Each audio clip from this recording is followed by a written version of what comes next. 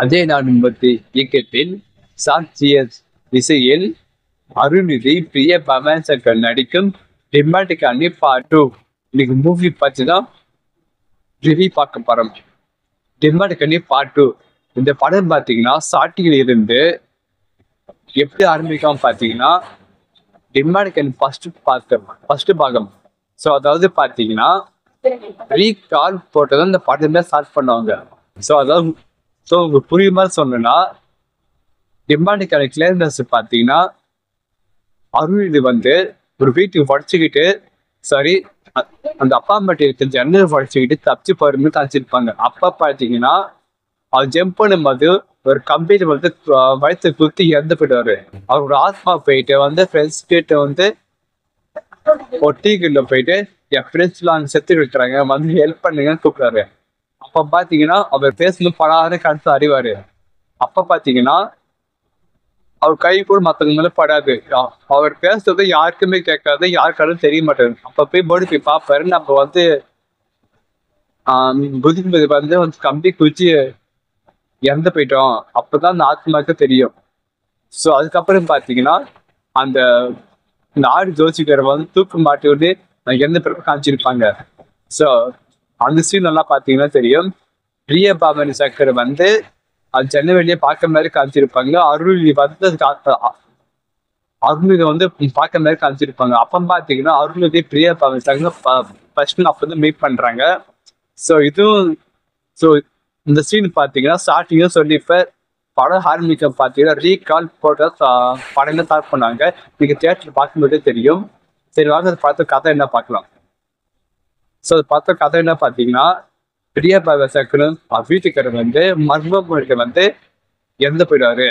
அவர் இறந்த பிறகு பார்த்தீங்கன்னா சில அம்மனிசமா வந்து மர்மமுறை வந்து நிறைய பேர் இறந்து போறாங்க. அதே போல பார்த்தீங்கன்னா 6 வருஷம் கிட்ட, அதாவது பார்த்தீங்கன்னா 1/6/2009 2015 2021 கேப்ல பாத்தீங்கன்னா கிட்டத்தட்ட ஒரு 6 வருஷம் தான் கேப் இருக்கும். டேட்ல பாத்தீங்கன்னா அதே 6ஆவது மாசம் டேட்டு தான் வந்து எல்லாரும் எந்த போயிட்டாங்க. இவங்க எல்லாரும் எந்த போறாங்களா இங்க பேருக்கு மர்மம் என்ன? சாப் ஹாபி வந்து பிரிய பவன் சங்கர் பிரிய பவன் சங்கர் அவங்க வந்து ஏதோ சொல்ல வராங்க, நாம பேசணும், அது திருப்பி இந்த அவரோட ஆத்மா இந்த பூண்டத்தை கொண்டு வரணும் உயிரோட சொல்லிட்டு ஒரு சைன புத்தர்கிட்ட வந்து ஹெல்ப் கேட்கறாங்க. பிரிய பவன் சங்கர் அவரோட அப்பா அப்புறம் அந்த புத்தர் அதாவது பார்த்தீங்கன்னா சைனா ஒரு மந்திரவாதி வச்சுக்கீங்களா. ஸோ அவங்க ஹெல்ப் கேட்கறாங்க. அப்ப பாத்தீங்கன்னா பிரிய பவன் சங்கர் ஆவி அவங்களுக்கு போயிட்டு அந்த ஆவி முகம் திருப்பி அனுப்பிடுறாங்க. அங்க சில அம்மா சில நடக்குது. அப்ப பாத்தீங்கன்னா இந்த ஃபர்ஸ்ட் ஆப் வந்து பாத்தீங்கன்னா அந்த அருள்நிதி வந்து ஒரு அப்பா அம்மாட்டுக்கு ஜன்னல் உடச்சி அது தச்சு போறமே காய்ச்சிருப்பாங்க. அப்ப பாத்தீங்கன்னா வயது அந்த கம்பெனி குத்தி இறந்து போயிட்டாரு. அப்ப பாத்தீங்கன்னா ஆத்மா போய் ஹெல்ப் கேட்டிருக்கோம். அந்த ஹெல்ப் வந்து செகண்ட் ஹாப்ல வந்து அந்த பிரிய பவன் சங்கர் அந்த ஆவி குத்து அனுப்புறாங்கல்ல அப்ப காமிச்சிருப்பாங்க.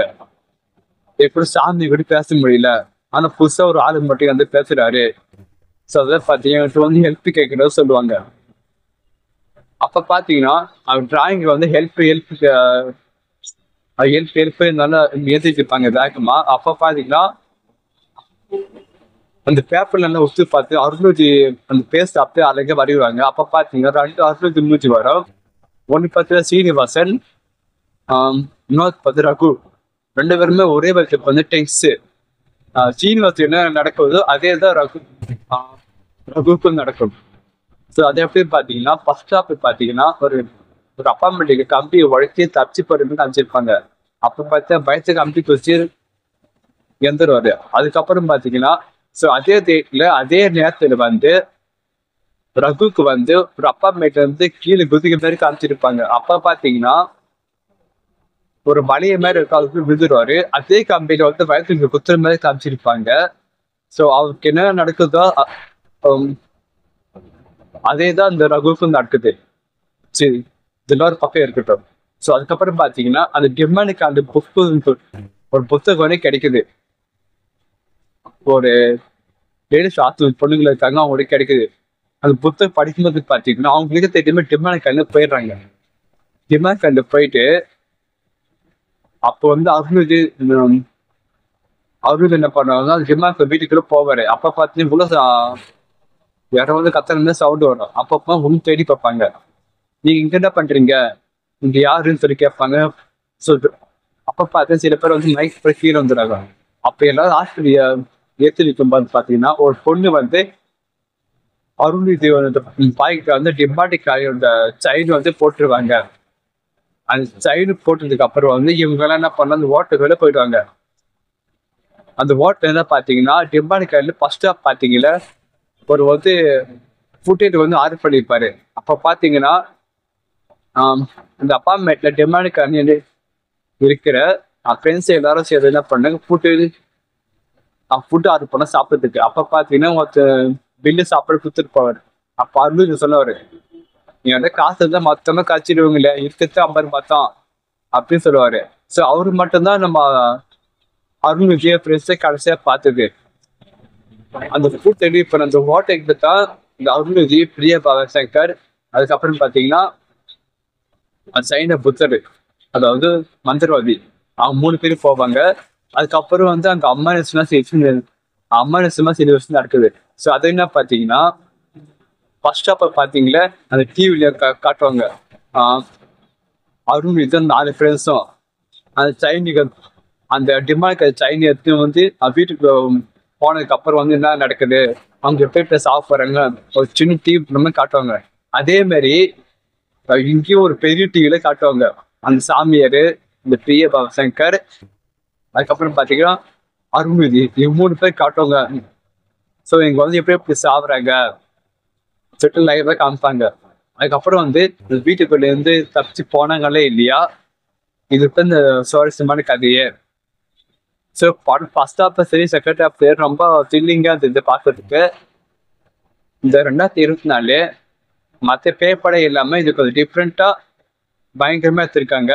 அர்ஜுன் அனிமுத்து, பிரியா சங்கர் நடிப்பு எப்படின்னு பாத்தீங்கன்னா ரொம்ப எமோஷனலாகவும் இந்த படத்துக்கு ரொம்ப முக்கியமா கொடுத்துருக்காங்க.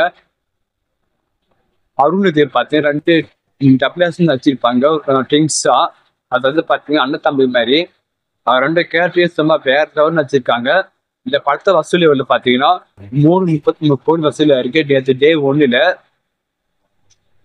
இனிவரும் நாட்கள பார்ப்போம் வசூல் எவ்வளவு ஆகுதுன்னு.